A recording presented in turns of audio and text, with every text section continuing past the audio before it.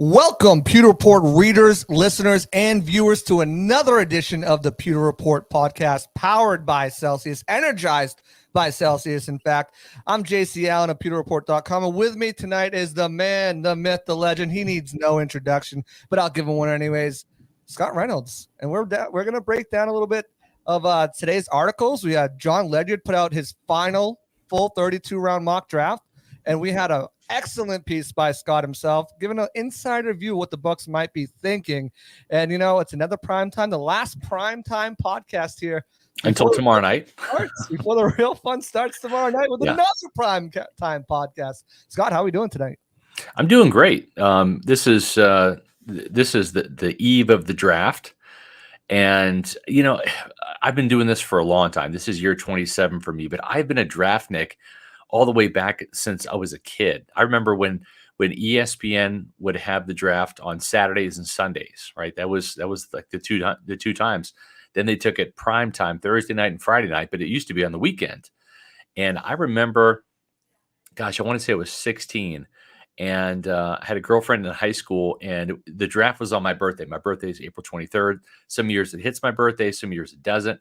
And I remember JC, she came over and she asked me, she's like, what do you want to do for your birthday? And I'm like, I want to sit in the basement and watch, 20 hours of draft coverage over the next 2 days. And she was not happy to hear that. She wanted to like hang out with me and celebrate my birthday. And I'm like, I want to celebrate with Mel Kiper, on ESPN. So I love the draft time. It's awesome. When I first got my start at Buccaneer magazine, which was the first incarnation of Pewter Report, we used to be a magazine.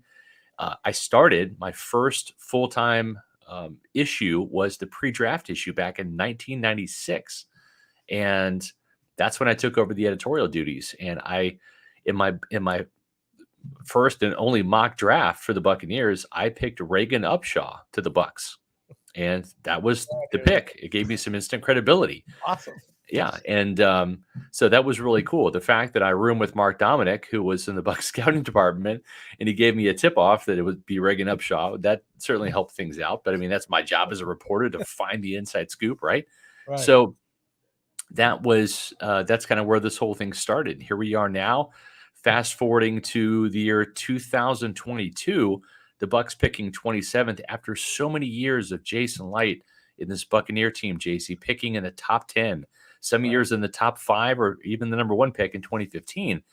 They're living the life of a playoff / Super Bowl contender and picking later in the draft. That makes our job more difficult, prognosticating who the Bucs might be picking. And but the one thing that I always think about, JC, is I think about the college kids, right, who are on the cusp of being millionaires, on the cusp of having their childhood dreams come true, right? By entering the NFL and being a draft pick. And also too, it's a life-changing event. These guys, they may go to school at Alabama or Miami or Kansas State or wherever, and all of a sudden, tomorrow night for some of them, and then Friday and Saturday night for the others, they're going to have a new city to live in, right? Someone that's never even been before. That's right. Climate and weather they've never even been before.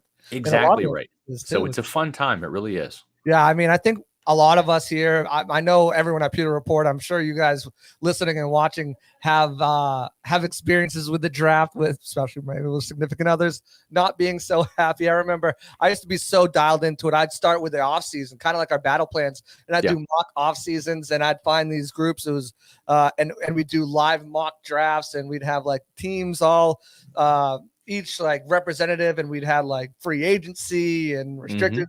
It was crazy. I love this stuff. I love the offseason. The regular season's the best, but this offseason, so much stuff going on.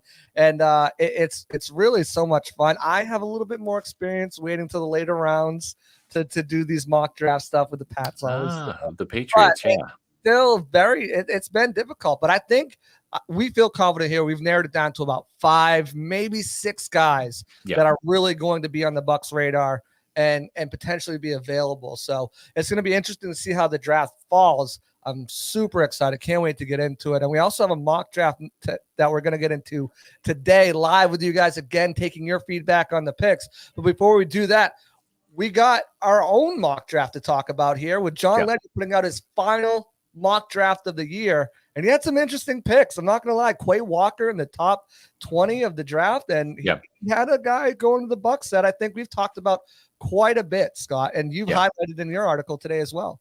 Yeah, Lewis Cine from Georgia. We had him in the third version of Pewter Report's mock draft as the Bucs' first-round pick. We've had, I think, a different player in every single one. And sometimes that happens. Other times, like in 2019, we had Devin White in 4 out of the 5 mock drafts for Pewter Report. The first 2, and we switched it up just to give a different look. We went with Kentucky's Josh Allen, the pass rusher, not you, JC, not the quarterback for the Buffalo Bills, but the guy that ended up with the Jacksonville Jaguars. And then we went back to Devin White for the last 2 because we felt so compelled that he would be the guy at number 5. And we had Jameis Winston in all 5 of our mock drafts in 2015. Not once did we think Marcus Mariota was the selection.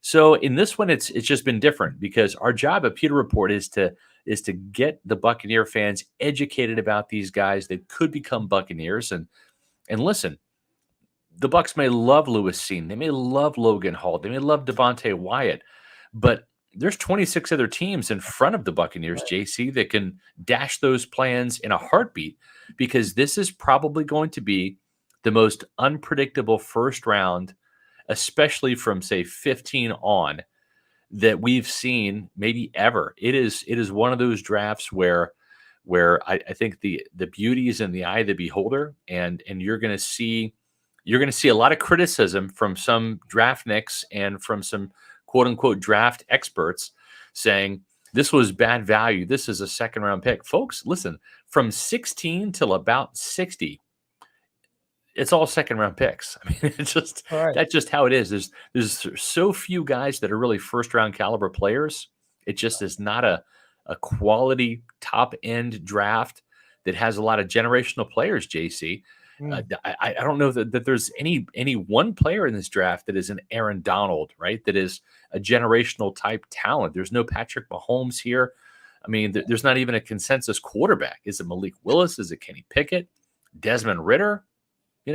It's crazy. And you got the 3 big pass rushers too, 4 if you want to include Jermaine Johnson, and the 3 to 4 big tackles too. And even there's no consensus. I mean, everyone's has their favorite. A lot of people like Evan Neal. I'm more of an icky guy. I think if anyone in this draft has the ability to be that Hall of Fame type player, I think he's the guy that I've identified that could potentially grow into that. I think he's that talented. It's crazy. Yeah, you're exactly right. Just to stop you there. There's no consensus left tackle, which is a franchise position. There's no consensus edge rusher. Is it Trayvon Walker? Is it Hutchinson? Is it Thibodeau?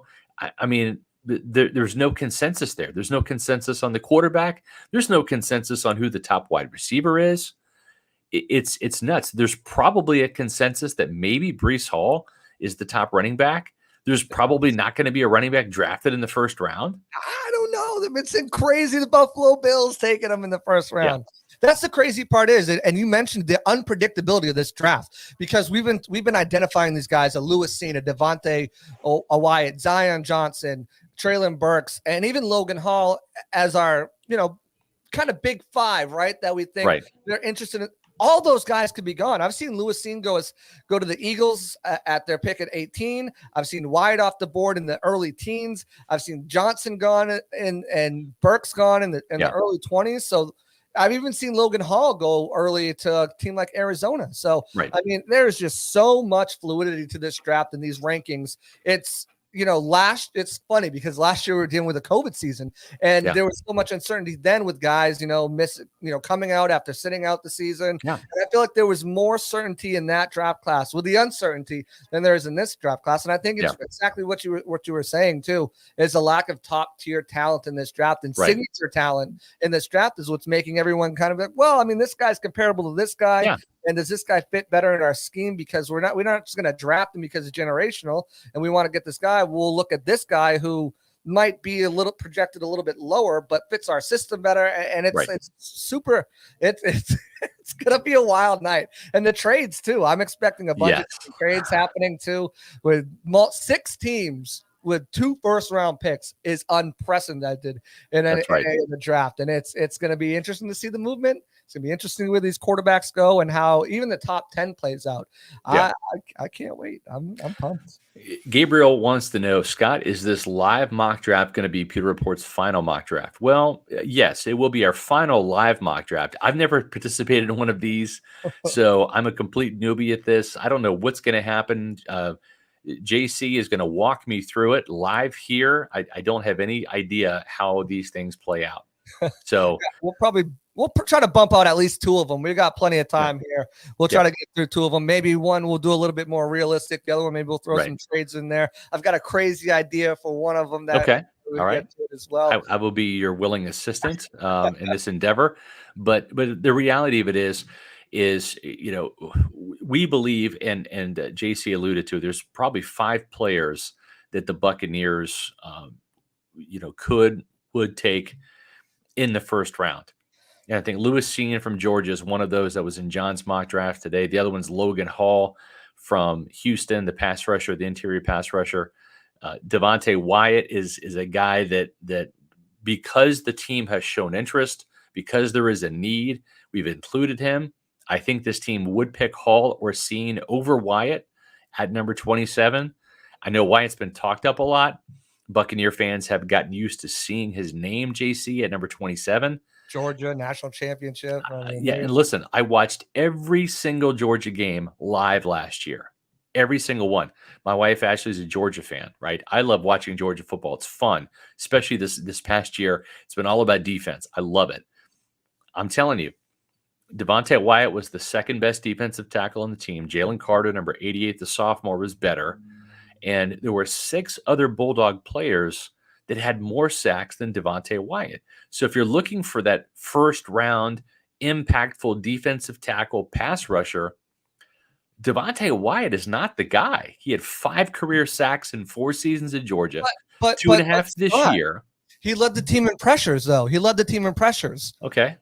I mean, a pressure means that you didn't get the sack. Now, exactly. And what was one of the biggest complaints last season about this Bucs team, about a guy, rookie Joe Tryon, or about even Shaq Barrett in some instances? You got all the pressures. Yeah. Couldn't finish. They didn't seal the deal. 10 to 19 JC, left on the field. And I hate to bring up a sore subject, okay?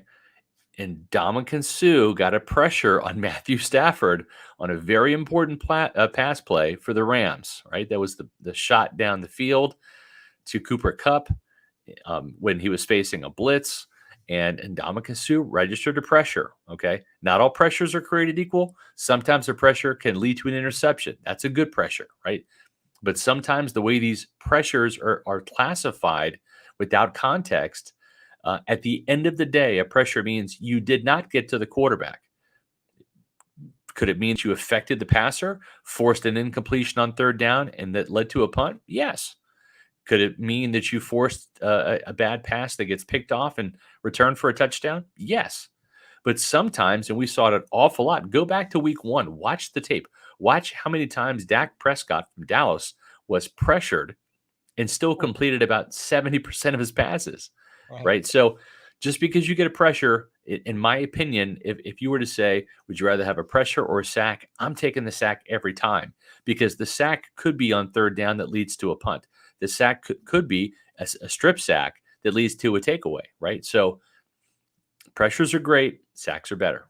Right. Exactly. And, pressures are for lack of a better word, non-finishers, right? I mean, what do you want? Pressures, or you want finishers? That's right. Logan Hall in his final season had 6.5 sacks, which was a sack and a half more than Devontae Wyatt had in 5 years playing with that team. And I know a lot of people like to be like, okay, well, that Georgia team was stacked. There were so many different playmakers. That's even more of a reason why he should have been able to get more, especially playing next to a guy like Jordan Davis. He double. So and play next to Trayvon Walker and having some blitzers behind Jalen you, Carter, and Quay Walker and Nakobe Dean, right, and Channing Tyndall. I mean, he should have been more productive, right? And like I get all the athleticism, but sometimes the athleticism does not translate, and sometimes production too doesn't translate, right? I mean, you can have both. Even Mike Mamula had over 30 sacks at Boston College, tested out of the gym, before the pro day, and that's what led to the Eagles picking him rather than Warren Sapp. Warren Sapp, yellow jacket, gold jacket Hall of Famer. And Mike Mamula, one of the worst busts of all time in draft history. Yeah, exactly. So, it's going to be really interesting. I've cooled a little bit on White a little bit. I've always been high on Logan Hall. I don't think he makes it out of the first round. I've been thinking maybe the Bucs can trade back into the early 30s and still get him. But I just looking at what I've seen, looking at what I've read, and also, everyone's an expert, right? They've come out with their mocks and NFL Network. You've got D'Angelo Hall saying Logan Hall splashes of Aaron Donald and JJ Watt. I don't see that. I don't see that. But I mean, it now comes the time where these prospects get talked up, and these agents and these media and some people in the media are starting to hear things trickle out, and it starts to shift your board a little bit. And I think we're at the point where, like a Peyton Turner last year, his teammate from Houston, went at 27. I think we're getting to that level with Logan Hall. And you know what?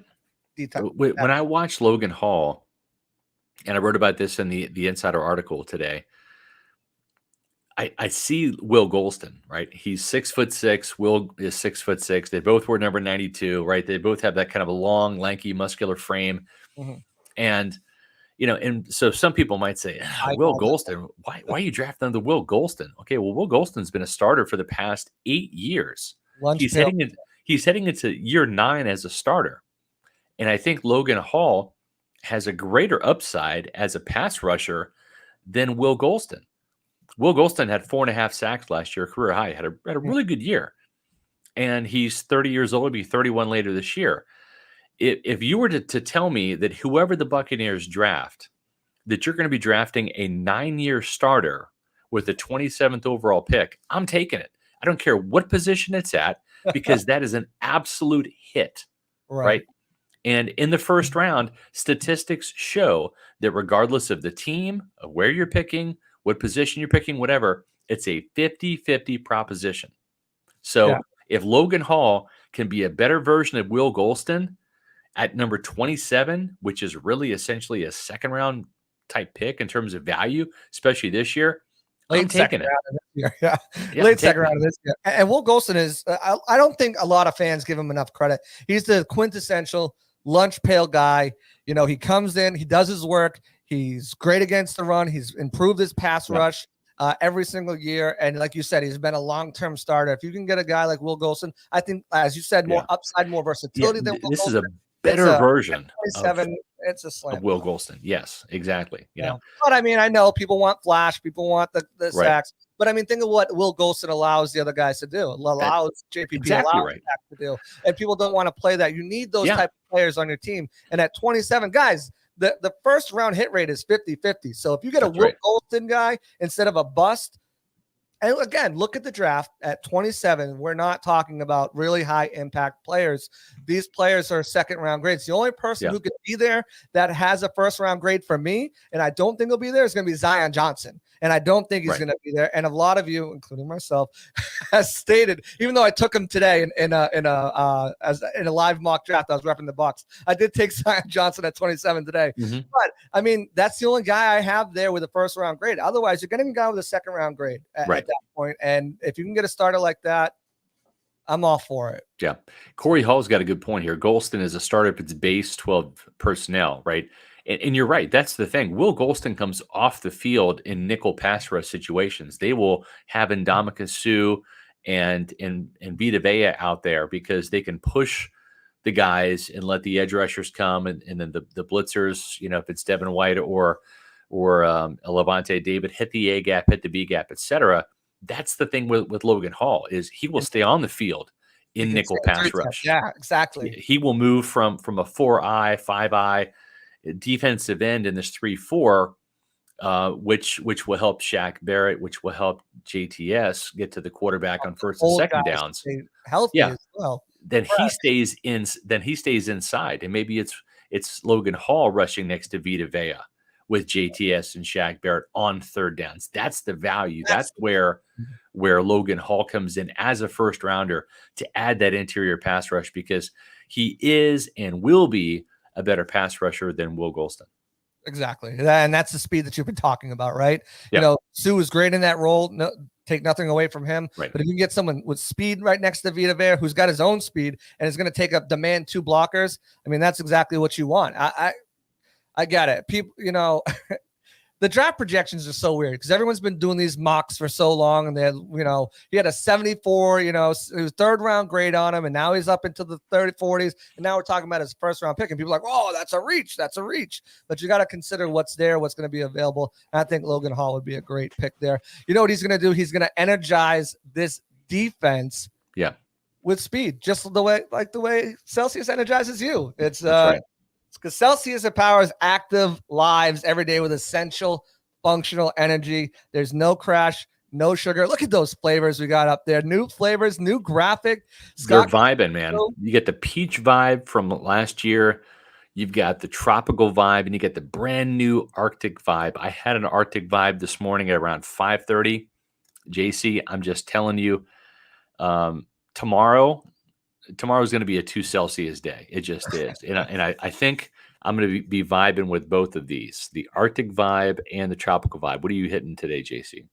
It's late at night, and I'm going with the heat. I don't know what I'm thinking, but I've got some articles to get done and some scouting reports to get done, and I've had a very busy day today as it was. So the heat with the extra 100 milligrams in there is going to keep me going for quite some time. Well, and I'll tell you too, it's not just the heat. It's not just the vibe flavors. Celsius, they're just adding a slew of new flavors.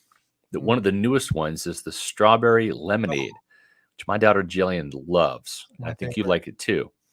I mean, you can see all these flavors, right? We're talking sparkling watermelon. Orange is my favorite. You've got the mango, peach, green tea option as well. Wild berry, the kiwi, guava. I mean, there's just so many flavors to choose from. Grape. And even if you don't like fruity flavors, cola. If you like the taste of a cola drink, but you want some energy without the sugar and without the sugar crash that comes with it, JC, get a cola tasting flavor of Celsius. And it will absolutely blow your mind. It tastes like your favorite cola, but the great thing is no sugar, no preservatives. You have all the energy without the crash. Folks, once you find the flavor of Celsius that you like, and you can go to Celsius.com, click on the store locator. You can go to PewterReport.com, click on the Celsius banners, find out where they sell Celsius near you. There's plenty of places around our neck of the woods here, JC, that sell them. And once you've tasted some of the flavors and you've narrowed it down, go to Amazon, buy them in bulk, get the subscribe and save, and they'll ship them right to your door. That way you'll never run out of Celsius. Exactly. And it's so great too, because you can do the variety pack too. Yeah. If you want to change up your flavors or try new flavors, the variety pack's great for that as well.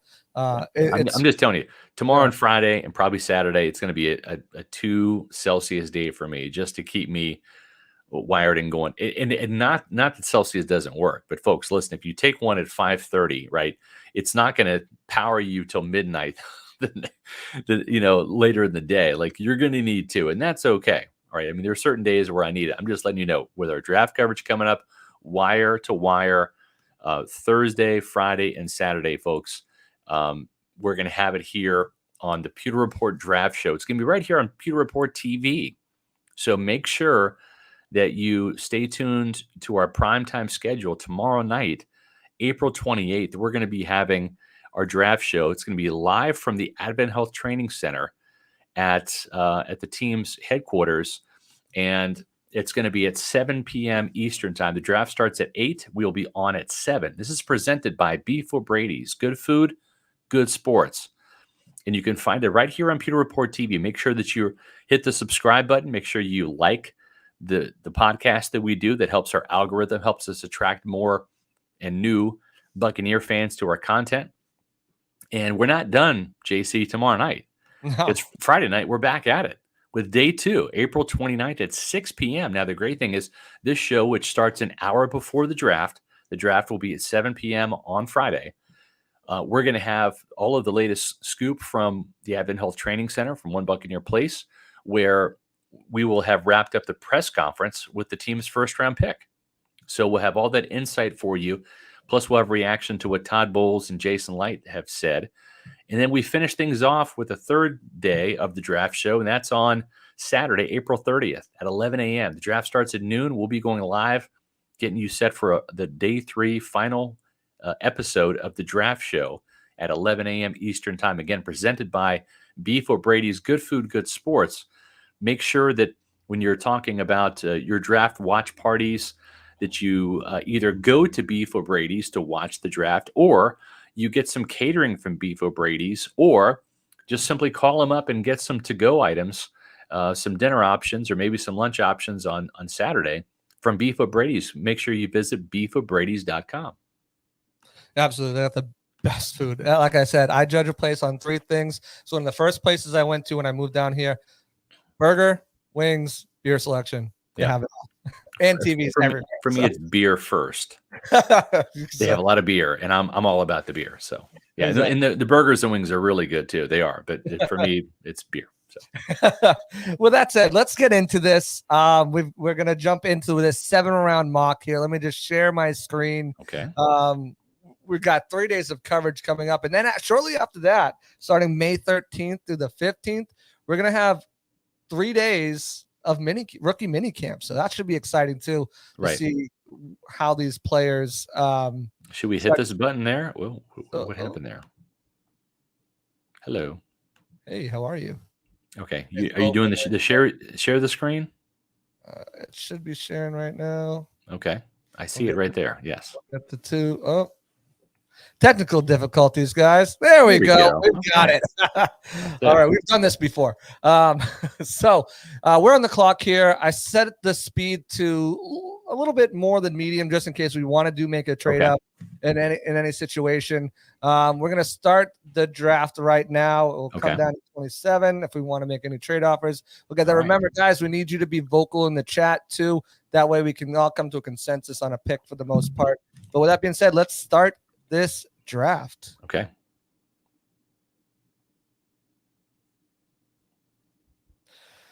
All right, here off the board, Kyle Hamilton, Kayvon Thibodeau lasts till 9. Tyler Lindenbaum went early. Let's see, we're 9 picks away. Let's see who's going to come up and be on the board for us. Sky Moore early in the first round. That's interesting. Ebiketie, wow. Ebiketie, Zion Johnson right in front of us. Jermaine Johnson falls at 24. That's interesting. I don't think that will happen in real life, but you never know. This is a very unpredictable draft. So we have Lewis Seen there who, listen, folks, when I was doing my prep on him, and part of my draft prep is I watch interviews. I watch how these guys carry themselves vocally in interviews. And I watched his combine interview. I watched his pro day interview. I watched some interviews after he lost to Alabama in the SEC championship game, after he beat Alabama in the national championship. And Lewis Seen is Todd Bowles Jr. He just is. They got a very low grade on Treylon Burks. His ADP is 29, but Treylon Burks is there as well. Looks like Kyer Elam is another guy who's there. George Pickens has been climbing up the rankings pretty quickly. I still see that at all. Burks. Yeah, I like Treylon Burks a lot more. David Ojabo, we got a question from Gabriel about David Let's talk about David Ojabo real quick. What do you think? I think if Tom Brady was not back this year and the Super Bowl window was open, that maybe they would consider Ojabo at 27. The Buccaneers believe that he is a top 10/top 15 talent. And you got to keep in mind, John Spytek, right, went to Michigan. Tom Brady went to Michigan, right? There are some people that will be rooting for another Wolverine over at One Buccaneer Place. We've seen Cam Akers return from an Achilles injury. Is that an outlier with how fast he returned? It probably is. We've also seen here, JC, in Tampa, O.J. Howard not return to full speed, full strength from an Achilles injury, even in his return year. So It's not like this is going to be a slam dunk where he's going to come back later this year and contribute. He might even be out his entire rookie season. I think that I wouldn't be surprised if they took Ojabo just because of how highly they regard him. You can never have enough good outside edge rushers. But JC, I think it's a tough sell this year, given the fact that you have a Super Bowl window open. It's one thing to draft a quarterback in the second round last year and have it be a redshirt season. In the first round, JC, they had Joe Tryon-Shoyinka out there getting 4 sacks, rushing from the interior, helping the defense out. And I just don't know. I think that Lewis Cine is the pick. I think Todd Bowles Jr. What is Logan Hall even around? Did he get Logan Hall's early? around? Traylon Burks is around. I think those 3 guys. We can also see what's available for the trade. Seattle wants to trade back to 40. Let's see what we could get in a trade back. We could probably get 70. We could get 72 in a deal. If we wanted to move back, probably nothing more than that. But if we want to move down to 40, that's about. These are all going to be later, 43 and everything. Yeah. So unless 13 picks, that's a lot of moving back. Now you're talking 43. Yeah, I mean that's a. I was seeing if the dream scenario, right, where they offer both second round picks. So I mean, we can pick up an extra early third and drop back to 40. If we're going to do a couple of these, let's do the first one be picking at 27. Then we'll get into some fantasy football after that. How about that? All right, perfect. Do we go with Cine or do we go with Traylon Burks here? Let's see. Burks has got to be the pick. Burks over Cine. Looks like Burks. Looks like the board wants Burks. Let's go with Traylon Burks here. I think that's a tremendous value at 27. Well, hold on. We have Walker saying Burks multiple times. So Burks has got to be picked. Charlie Abrams. Okay. Supply and demand. Burks is Debo though. Okay. Is the final PR mock Hall was the pick. Now Hall and Cine on the board. And you say Cine was the. I'd say Cine. All right. So we need a couple more replies here. We took Burks. We took Burks. Okay, that's fine. So in this one, we'll take Burks. And I'm very happy because I wanted Jason Licht to trade up to get Burks' names. He hunts boars with a knife. So with a knife.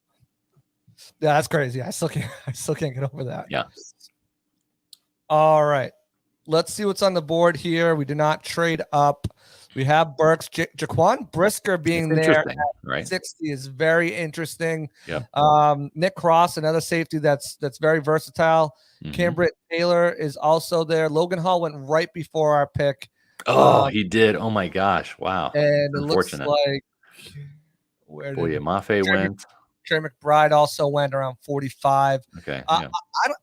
Guys, I don't know about you, but I think Brisker would be a heck of a pick here. I don't think he lasts this long, to be honest with you. I agree. But I think that would be a heck of a pick. I'm also down a little bit more. Let's just see who's there. Dylan Parham. We got a guard.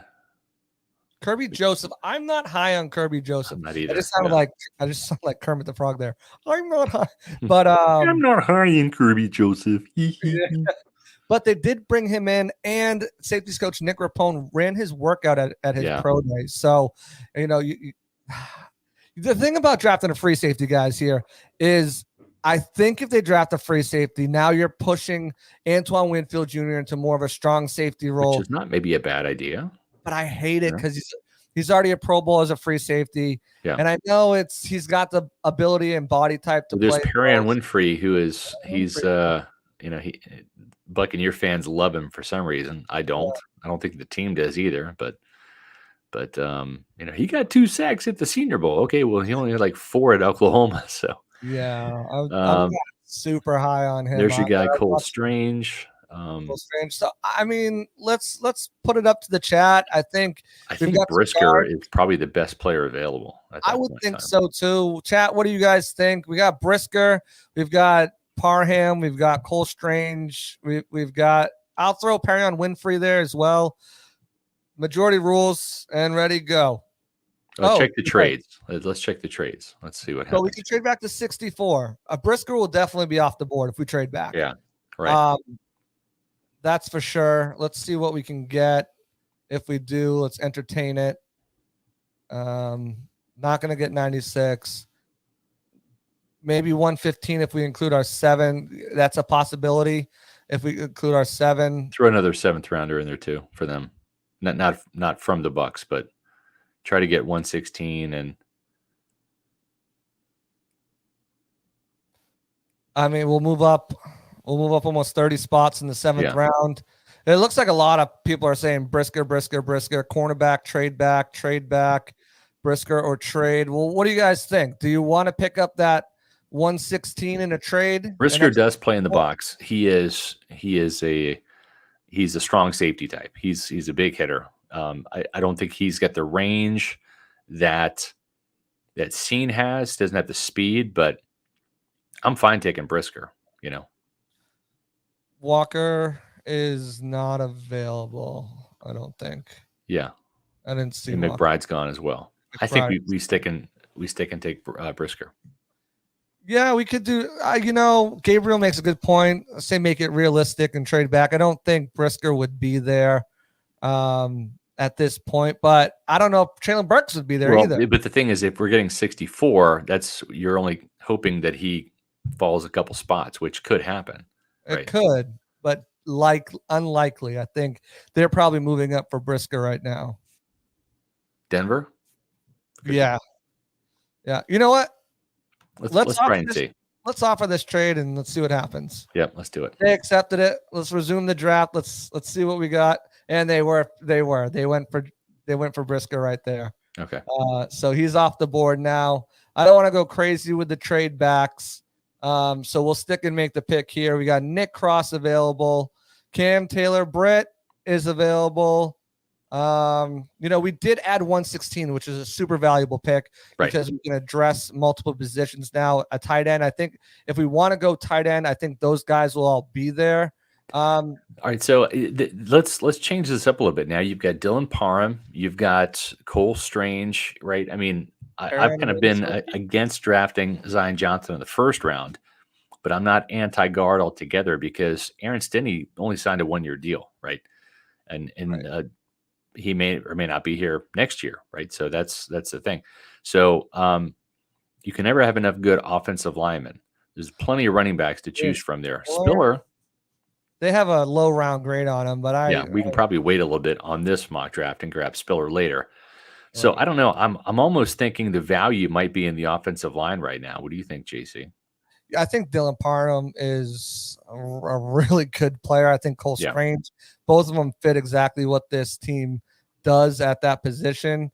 Yeah. Let's just check corner as well. I know this fan base is hungry for Todd Bowles is going to have a fit, man. He's going to sit through 2 offensive players drafted right off the bat when the team needs and wants defense. So I'm seeing a lot of Cam here. I think you sold a lot of people on Cam. Taylor-Britt, Cook and Cross is good. See cornerback Cam. Let's take Cam Taylor-Britt here, guys. All right, let's do it. Todd Bowles is a happy man now. I love your impersonation of him. Because I think we've got some safety prospects that you highlighted in your primer, and a guy like Smoke Monday and Dane Belton who could be available at a later pick. And we're coming up on the clock right here now. Yeah. We've just whiffed on defensive line. That's all. Cole Strange is still there. We have 2 picks. Still there. So, I mean, we could look at tight end here. We could look at running back here. I like D'Angelo Malone, too, the edge rusher. I think that he has some springy, super productive at Western Kentucky. Right. Let's see. James Cook is there. It's interesting. So let's look at tight ends. Let's look at running backs. Tight ends, we got Jelani Woods. Jelani Woods. That might be the pick, man. That might be the pick right there. Might be the pick. All 3 tight ends are there. Yep. I do really like Jelani Woods a lot. Check out defensive line. Let's see what we got there. Yeah, we should check that. I think Matthew Butler is probably going to be our best bet, but we'll definitely check that out here. D-line, Matthew Butler. Yeah. Still there. Yep. Curtis Brooks, he's a bit of a sleeper, too, from Cincinnati. He had 9 sacks, actually led Cincinnati in sacks last year. It wasn't Myjai Sanders like people think. It was actually Curtis Brooks. So we also have pick 116 available to us too, remember. Right. Yep. So we've got 3 picks in the next couple rounds. We could also look for a trade back from here if we wanted to. We'd be moving to 95 and pick up one of these picks in the 5th round potentially. I said I don't want to get too trade happy, but we can move back 4 spots and we can pick up a 5th round pick to kind of bridge I say we do that because I think Jelani Woods would be the pick right here. And let's see who remains here. Danny Gray, Cole Strange, and D'Angelo Malone both off the board. Okay. But we still do have Jelani Woods here. I think you go Jelani Woods. Tight end. I see a lot of tight ends. Let's go Jelani Woods. Screw it. Let's go Jelani Woods here. So our draft board right now is looking like Traylon Burks, Cam Taylor-Britt, Jelani Woods. We're back on the board at 116. And this is a position where I think we look towards a defensive line. Yeah, if Matthew Butler's still there, that would be a good pick. I think we need to give he is still there. Matthew Butler is still there. Let's take a look real quick too at running back, I think, because most of our guards are gone. We're going to roll with the guys we have. I don't mind taking a look at Lasita Smith, Thayer Munford, or Justin Schaefer, but they could be fits, at 133 or at 174. Let's look at running back. Rashad White, Pierre Strong, Algier, Robinson, Spiller. So guys that they've looked there's at. Plenty of guys. Yeah. Still plenty of guys there. Yep. I think Matthew Butler is the pick here, defensive tackle. The one other I want to look at is so Dane Belton is also available. His ADP, his rank is 112, but his ADP in this is 160. It'd be playing. This is the point where we're going to get one of these guys potentially, or maybe miss out on one of them, and grabbing a cornerback. I think probably defensive line is a little bit more of a need. Yeah. But what do you guys think? I think Matthew Butler is a pretty good pick here. Chat, what do you guys think here? Yeah. Spiller, taking Spiller's slate feels like cheating. I think running back's probably the next pick, but I think right now you get the defensive lineman here because it's good. It's going to fall off a cliff. So getting Matthew Butler, I think, would be the good pick. Yeah. All right. Let's go with Matthew Butler. Tennessee. There's a lot to like about him. And as we were discussing in the group chat the other day, I think a lot of his, and there goes Dane Belton. I think a lot of his deficiencies in his game is from lack of good coaching. So I Spiller think and White just went too. Right. Which Both stinks. of those guys finally go off the board. Matt, I love Matt. Well, let's go. But we don't. Terrell Bernard's a good running back or a good linebacker.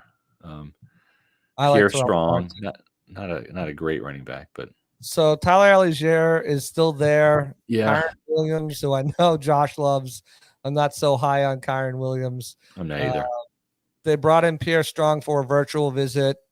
Let's look on the second, not punt god time.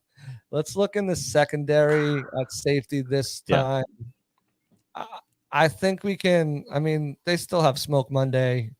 Going later. I think 175 might be a good target for him. I also like Marquis Bell out of Florida A&M. Yeah. And they don't even have the guy that I like late here, D'Anthony, blanking on his name, safety out of Southwestern. I think it would be a really good fit for them as well. I think let's go running back here. You guys want to go running back here? Should we go Tyler Algier? What do you guys think? Should we go running back here with this pick? We've kind of addressed. We have Pierre Strong. We have Robinson. I'm telling you, Tyler Algier is a fantastic running back. We've got cornerback. We've got tight end. We've got. I'm naming my son Smoke Monday if we draft him. Right. Phenomenal. Great. JC, what are you booing me for, long lost Glazer?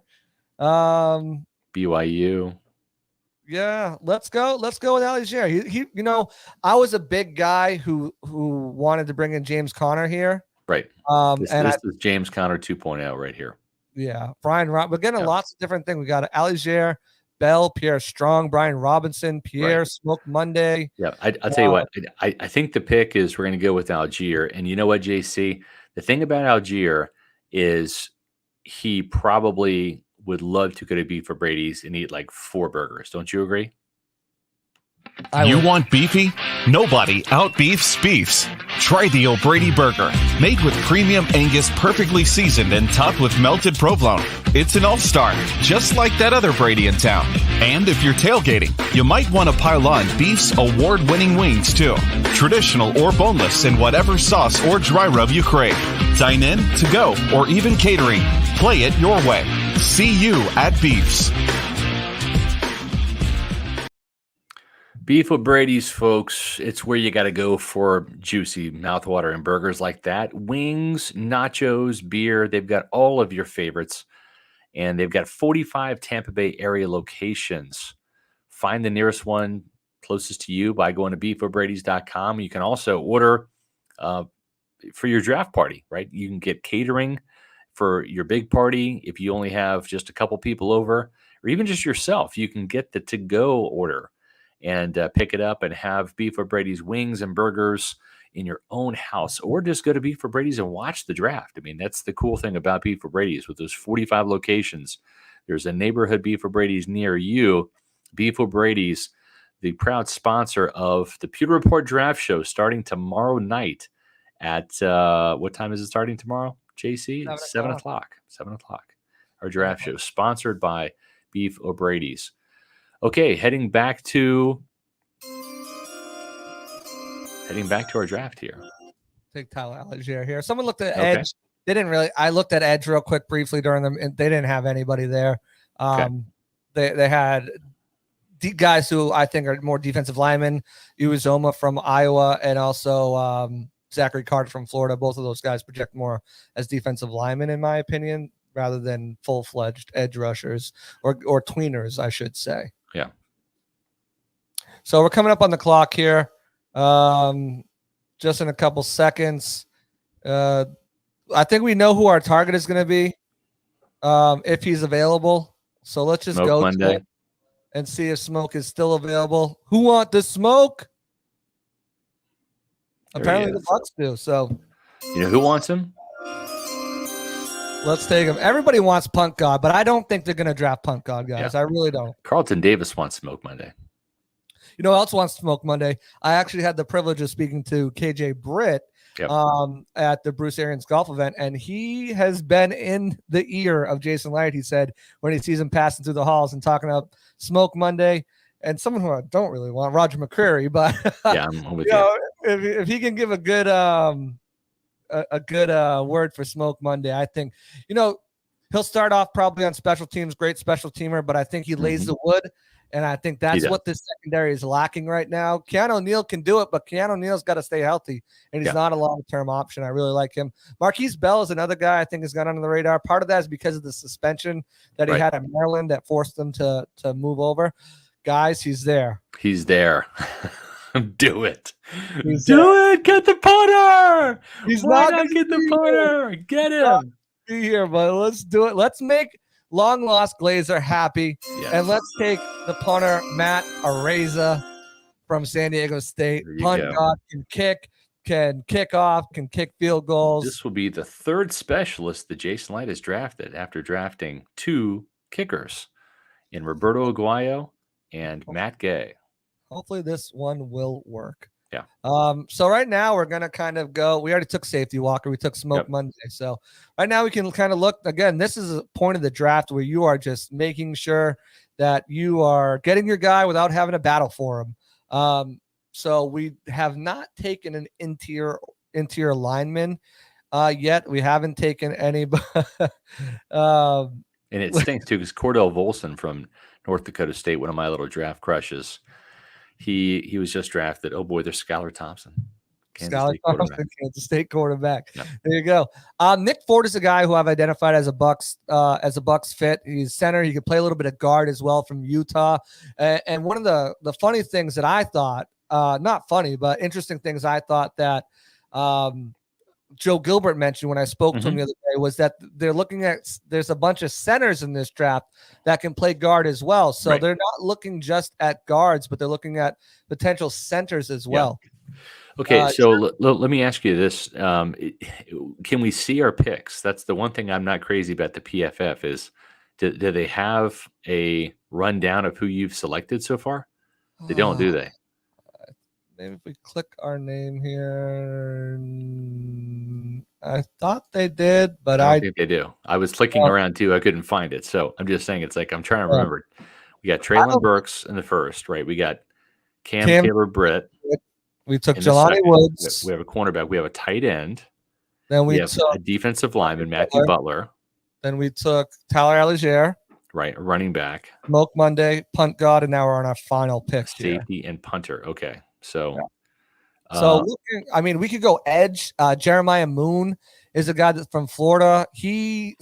Jeremiah Moon's a fascinating case because he battled through injuries, but he also battled through position changes. He's played off-ball linebacker, defensive lineman, edge rusher. He's played all over the place, and he hasn't really gotten a chance to settle in. He was brought in for the local workouts. I think he'd be good. Someone mentioned one of my favorite players here, defensive tackle Jordan Jackson from Air Force. Yeah, I think he's a guy that the Bucs could potentially target. A little bit. There's Jatire Carter right there. He's a tackle from Southern.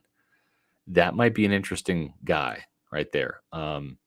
Also, Kyron Johnson. I don't like KU players. I'm just going to tell you that right now because their mascot is a fictional bird. It doesn't even exist. It's like the bastard son of Toucan Sam.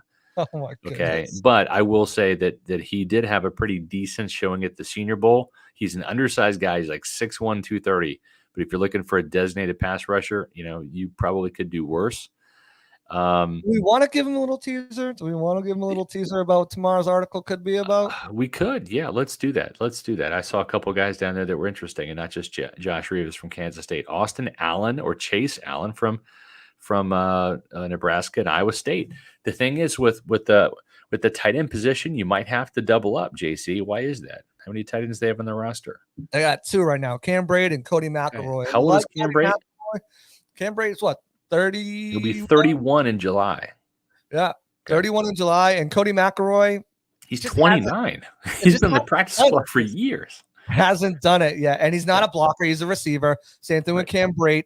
To get potentially another blocker. I mean, this is a roster that a lot of people last year wanted to keep 4 tight ends on the roster, potentially, and this could be a position where Jason decides he wants to double up. Again, we're looking at guys who are going to be potential undrafted free agents here that you want to lock up at 248, pretty much 220 and beyond. There should be some talent in here, but you're locking up guys so you're not bidding for Austin Allen based on his production, based on his accolades. Big East, right? Or Big Ten? He's Big Ten, but the thing with Austin Allen, he's 6'7". He actually has some good run after catch ability. He was the Big Ten tight end of the year. He actually was named that over Jake Ferguson from Wisconsin and from the Ohio State kid, Ruckert, right? So this was, you see his 2021 statistics, his graded very high by Pro Football Focus. He had 602 yards, 2 touchdowns. He averaged 15.8 yards per catch. It shows his run after catch ability. I think that he also is a good blocker. 72.9 run block grade. Had 1 year of production, really, and he was a team captain. I like him. I think Austin Allen would be a fantastic guy. He's probably tight end 4 this year, right? If Gronkowski comes back, you have Jelani Woods, you have Cam Braid.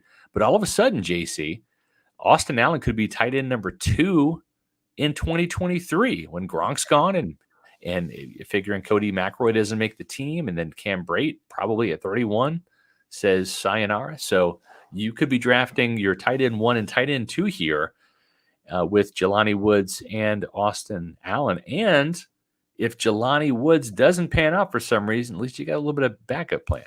Exactly. And you also have a guy who's a good blocker as well. Yep. And you pair those two guys, your 12 personnel set. We'll take Austin Allen there, double up on the position. Yep. Guys, get ready.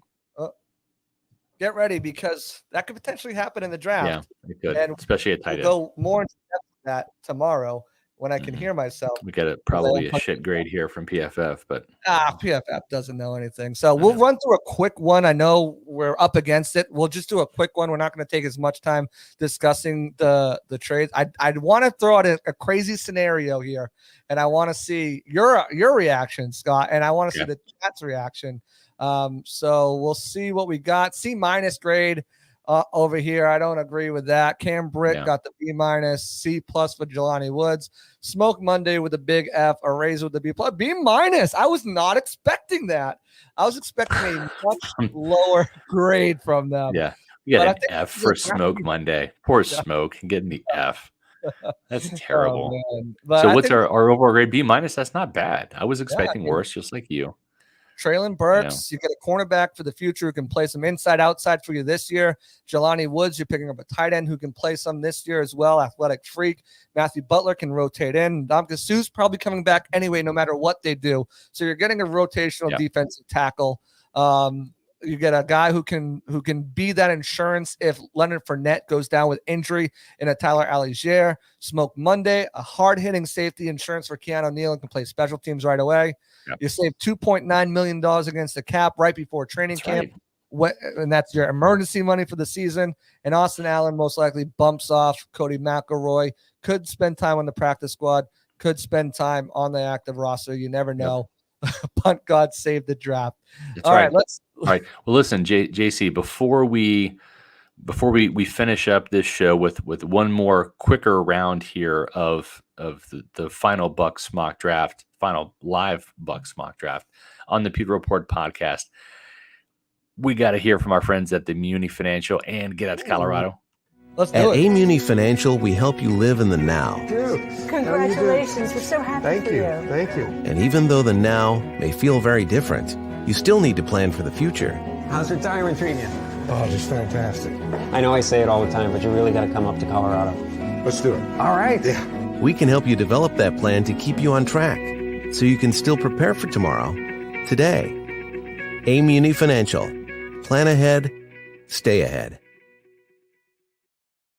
JC, 1, 2, 3. We got to get to Colorado, man.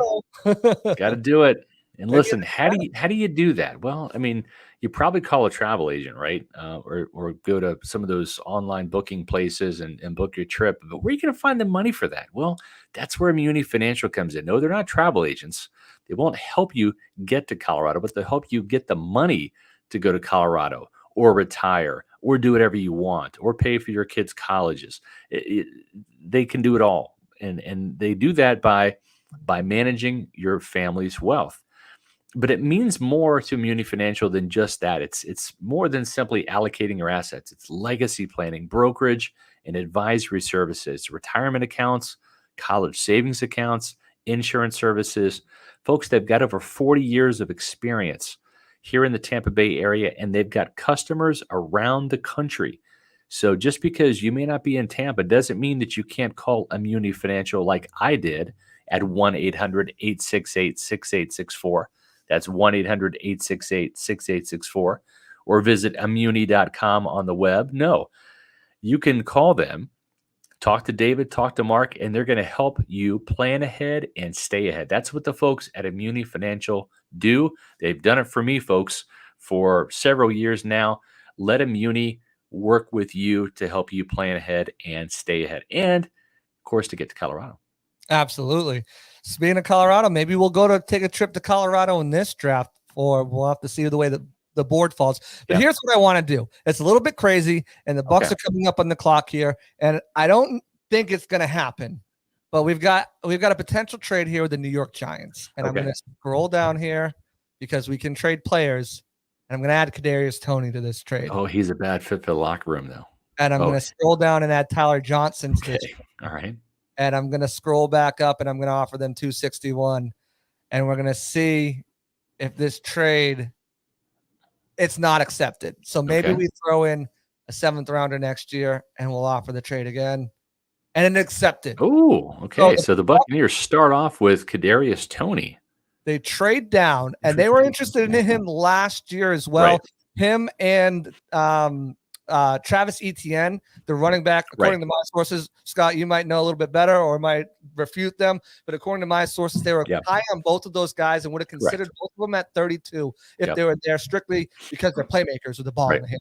And so Kadarius Toney comes in, and Mike Evans and Chris Godwin and Tom Brady straighten him out, and he gets whipped into shape, and he becomes a playmaking young fast wide receiver for Tampa Bay, giving them 4 really quality wide receivers when you throw Russell Gage in the mix. Okay, so right off the bat, it's a win for the Buccaneers, right? They got Kadarius Toney, who was a first rounder last year. Okay, and you reunite him with a certain guy named Kyle Trask. Kyle Trask, that's right. Kyle will get him on the straight and narrow. He will do that. I don't know what he's going to go for if he's going to be traded, but I have to think the Bucs will at least make the phone call. If you can get him for something like that, you got to do it. I don't think that's going to necessarily happen. But we're on the clock now at 36. Right. David Ajabo went off the board. Traylon Burks went off the board at 29. Zion Johnson is gone as well. So that means we have a pick of a few guys. I don't want to move back too much in this draft. Sure. And do like crazy trades. So we'll look at the board, and I think we could take a trip to Texas, or we could go to Colorado right here. Kenyon Green, get out of here. Daxton Hill. Is I know Lewis Cine already off the board. Where did he go? Lewis Cine went off the board. Assuming to Philadelphia. Oh, Steelers. Oh wow, 20. Okay, at 20. Yeah. All right. How about Logan Hall? Is he still around? Logan Hall is still around. Yes. I think that might be the pick. Now we can grab your boy Hall. John V says, let's look at Hall. Let's grab Hall right here. I think this would be a great pick for him. You're trading down. You're getting some value. His ADP is 57. Grab him at 36.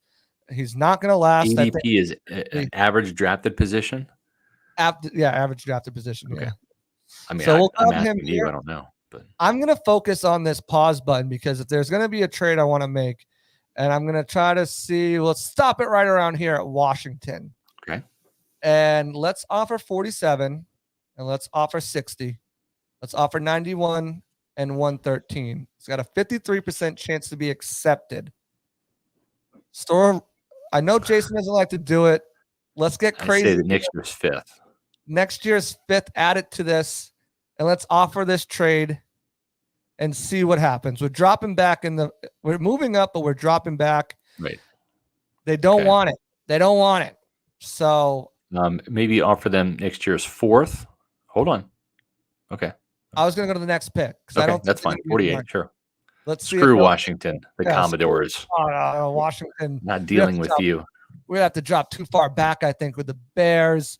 So Saints are probably not moving much with them. Right. This is a difficult situation. This is how the board could play out too. We can offer the Chiefs have got a litany of picks. The Chiefs, yeah. We'll offer 50 and for 121. Let's take off this. This is a move we can make. We're dropping back significantly. Hold on. Yeah, but I think we need more from Kansas City. Yeah, try that 103. And then let's maybe try a 7 next year, 64 chance. Well, let's try this right here. Yeah. It's accepted. There you go. So let's Thank resume you, the draft. City. And now we have to wait 3 picks to see if we're going to Colorado. Okay. Guys. We're going to Colorado. We're doing it. We're going to Colorado. Trey McBride. There he is. Trey McBride. Boom. We just went to Colorado and we just drafted Trey McBride. JC, hold on. Put the pause button on. Hold on here. The Buccaneers have just drafted Logan Hall and Trey McBride, and they got Kadarius Toney. It's already a win. It's already a win. Don't have to Resume. Dax Hill. Gabriel, I get you want Dax Hill, and I get a lot of people are interested in Dax Hill as well. The problem with Dax Hill, I think he's more of a slot guy than a true safety. And you brought in Logan Hall, you brought in Logan Hall in this draft, but you also brought in Logan Ryan, and I think who can play a lot of slot as well with SMB. And I know everyone wants SMB out of here, but I think that creates kind of a log jam. If you're going to draft a player that I think you're looking at a guy like a Cam Britt-Taylor or maybe some of these other cornerbacks that can have inside-outside versatility the way SMB was supposed to. Right. I think that's what you're looking for at that position more so than anything else. So, 3 picks left, JC. We're on the clock here at 103. We're 5 minutes over our time, so let's power through this. Yep. Khalil Shakir, no. Yeah. Let's look at running back. Let's look at defensive backs. Let's see what we got. We got Dane Belton there. Belton, that's interesting. Okay. At running at Rashad White, boy. That's crazy. You get Isaiah Spiller too. I mean, in the 4th round, I doubt it's going to happen. But this is a crazy, doubt it's going to happen. Dream the planets align world. Right. Zion McCollum. That's interesting, right there. Zion McCollum, Colby Bryant, is there. My guy, Jalen Watson. I know we're both pretty high on Jalen Watson. I believe you are, right? Yeah. Somewhat. Yeah. Caleb Evans, a guy that I've been on the board since Bucs Battle Plan came out. Yeah. Dane Belton. I'm looking at this. I'm looking at Dane Belton. I'm looking at Zion McCollum, and I'm looking at Isaiah Spiller right here, guys. I don't know about you. I don't know what you guys are thinking. I think Isaiah Spiller would be a top-notch pick. Let's go with Isaiah. You guys want to go crazy? Some people want Zion, though. I think I see Zion going in there a few times. Give him Smoke Monday. Let's just do it. Let's do it real quick. All right. Let's look to trade back. Let's see if we can pick up a 5th rounder here. Okay. How far are we trading back? We're trading back 10 spots. That's tough. I think Spiller will still be there, though. I think Zion could still be there. See if we can get something else. See if we can get a 7th. See if we can get 230 or 240. We got 240. See if we can get 230. Shit. Let's see if we can get 230. Yeah, we get 230. There you go. All right. There we go. Let's go. Let's offer this trade. Let's resume the draft. Right. Let's see if Spiller will still be there. Demir White, Foreigner, Zion McCollum went, Jeremy Ruckett went, Deesh went, Dane Belton went, but we got Spiller, guys. We got Isaiah Spiller here. Look at that. Look at that. This draft is over. There you go. The Bucs. Can you guys say move over, Jason Light? Get out of the way. You guys say Super Bowl because that's what's happened. JC doesn't want to stick with the pick at all ever. Eternal mock draft. I don't know if Tom Brady smokes. I don't know if he smokes a cigar, but he probably will be tonight after this draft. Oh my goodness, yeah. I mean, you want to double up and pick Kate Otten this early? I mean, let's look at corners though, right here. Yeah, we got 4 picks left. Right. Let's look at interior. Let's look at interior line. Sure. Knowing that I'm over the moon about at this point. And then let's look at cornerback. Kobe Bryant's there, Jalen Watson's there, Caleb Evans. So we've got 3 quality cornerbacks there that all could fit the Bucs system. And safety. Don't worry, folks. We're going to get Smoke Monday. We just know where Smoke's going to be because Smoke's going to be there, right? If we take him higher than the 7th round, we're going to get an F anyway, so it doesn't matter. Exactly. So we don't want to. We don't want to trade. We're going to stick and pick. I mean, we got 4 picks to go here. So you want to take a corner? Let's take a look at let's take a look at edge. Oh yes, edge. Let's look at edge. See what we got going on here for edge. I'm not a huge edge draft guy this year for the Bucs. I think there's very slim. You got yours Arike, who's an interesting player. How about linebacker? Let's check out like traditional linebacker. Let's look for maybe a Levante David replacement, eventual replacement, heir apparent, whatever you want to call it, linebacker. There we go. Damone Clark is interesting. It's really interesting. Boy, he is a hell of a player, man. He's a hell of a player. You don't need him to play this year. I know he's coming out with serious injury. Yep. He's really good. He's really good.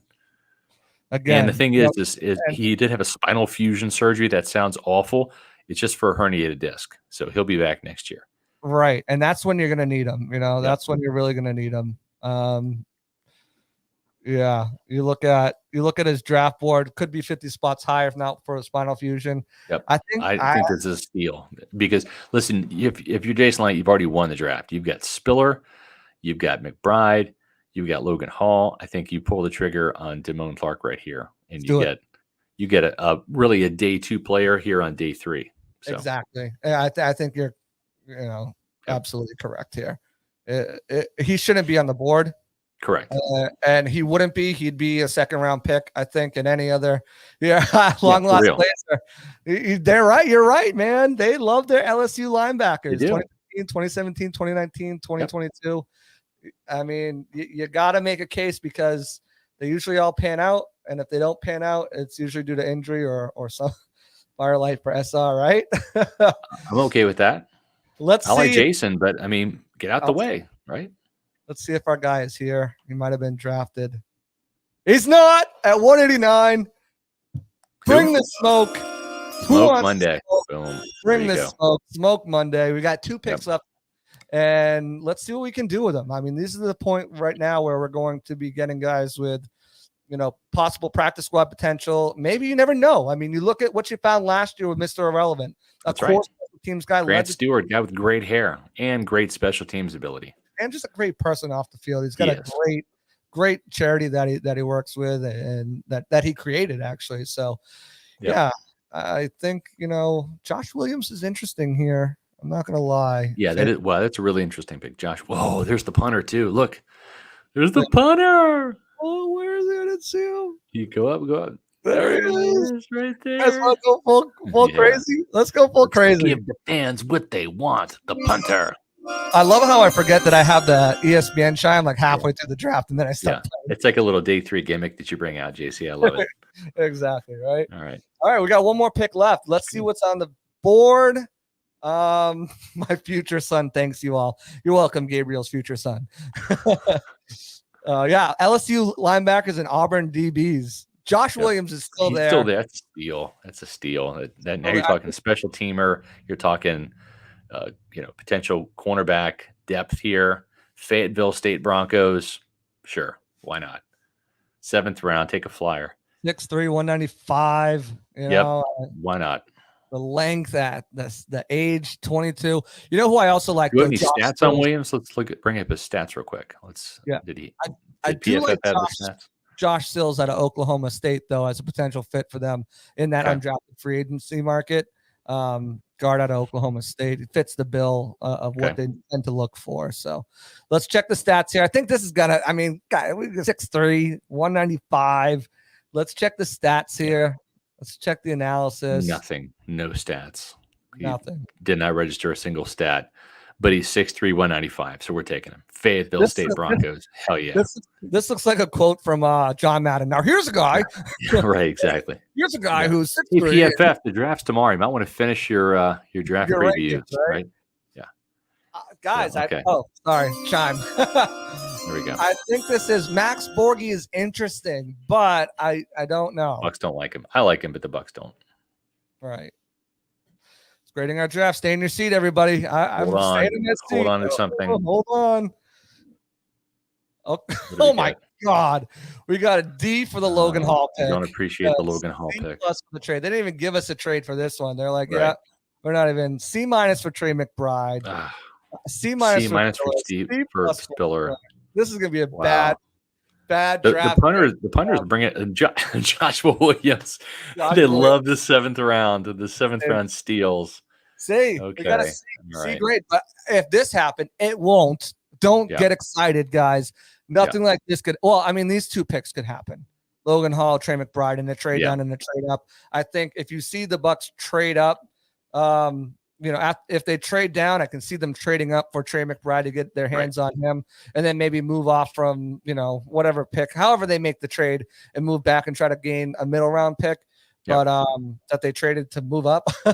But I mean, Smoke Monday, realistic. I think Joshua Williams is potentially realistic. Smoke Monday, Trey McBride, Logan Hall, where they're at. Isaiah Spiller shouldn't fall. I like it. I mean, I think we're better drafting than Jason Light is, right? I think that's the case. I think we proved that tonight. I mean, they fleeced the Patriots out of Shaq Mason. Why couldn't they fleece the Giants out of Kadarius Toney? Why not? So hey, I mean, they get Jason Pierre-Paul from the Giants for a 3rd round pick, right? So right. So okay. Gabriel says, Scott, make me a promise. If we draft Smoke Monday, you got to buy Cuban cigars for the whole staff. Done deal.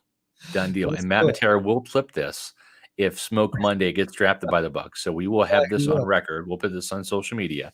So I am down for some Cuban cigars for the PR staff if they draft Smoke Monday. We'll have those ready at $1 Place on we'll need them too. On Saturday. Yeah. We can't let them up inside the building, though, because they'll set off the smoke alarms and ruin all the computers and stuff with all the water. What about Bruce? I'm sure Bruce does. We'll just have to go up to the war room with Bruce and smoke them up there, I guess, right? Yeah, he probably is dismantled like the smoke detector in his room. So. Exactly. It'll be a double celebration, right? We'll smoke cigars for Smoke Monday, and we'll salute the great John Ledyard as well in the same time. No doubt. Listen, folks, we've given you some overtime here on the final Pewter Report podcast before our draft show. And do you know why we did that? Because damn it, you deserve it. That's why, because you're the best Buccaneer fans out there, the ones that visit pewterreport.com, the ones that follow us on social media at Pewter Report on Twitter, Facebook, and Instagram. And you're the ones that also do the cool thing we like that you do here, which is subscribe to Pewter Report TV on our YouTube channel. Hit the like button on our videos. That boosts our numbers in the algorithm and puts us in front of more Buccaneer fans that are cool, or maybe not as cool, but pretty darn cool, just like you. And we appreciate that. Folks, the big stuff happens starting tomorrow. That's where we do the draft show, and that's going to be live from the Advent Health Training Center. We're going to have a full gambit of people on the podcast over the next 3 days. The whole Pewter Report staff will be taking part. Presented, of course, by Beef O'Brady's. Good food, good sports. And that's starting tomorrow night at 7 p.m. here on Pewter Report TV on our YouTube channel. And then, of course, Friday night, 6 o'clock p.m. start. And that's for day 2, rounds 2 and 3. And then, of course, we finish things off on Saturday with the marathon session, going all the way through to Mr. Irrelevant. The Bucs had one last year in Grant Stewart. But rounds 4 through 7 on Saturday, April 30th, starting at 11 a.m. Eastern time. Just want to thank you, Gabe Kebler, for participating in the mock today, for being a great avid listener, viewer, reader, and for the super chat, $4.99 super chat. Thank you. Thank you very much. Just for being the best out there. Been reading every article for years. Keep up the great work for lifelong Bucs fans like myself. And that's the goal here, is to give you guys the best content we can. And we're just happy that you guys are enjoying everything we're putting out. Be sure that you bring the super chats tomorrow night, Friday night, Saturday night. We need to raise money for John's U-Haul as he moves to Pennsylvania. So we do. all of the money will go towards John's U-Haul rental as he packs up and heads back to Pennsylvania to start a great life outside of sports media. We wish him well. Well, you'll see him for the next 3 nights, days and nights. And so that's the good thing. And, of course, John will be making some appearances from time to time on the Pewter Report podcast. He's part of our alumni, part of the family. He's not going away. He's just moving away. Right. We're not letting him get away that easy. So that's right. But guys, thank you for tuning in. We went overtime for you. We're going to do more than overtime tomorrow too. Having a lot of fun breaking down these draft pick by pick until the Bucs come on the clock. So for Scott Reynolds, for myself, JC Allen, thanks again for tuning in to the Pewter Report podcast. Out. Out. Happy Draftmas Eve.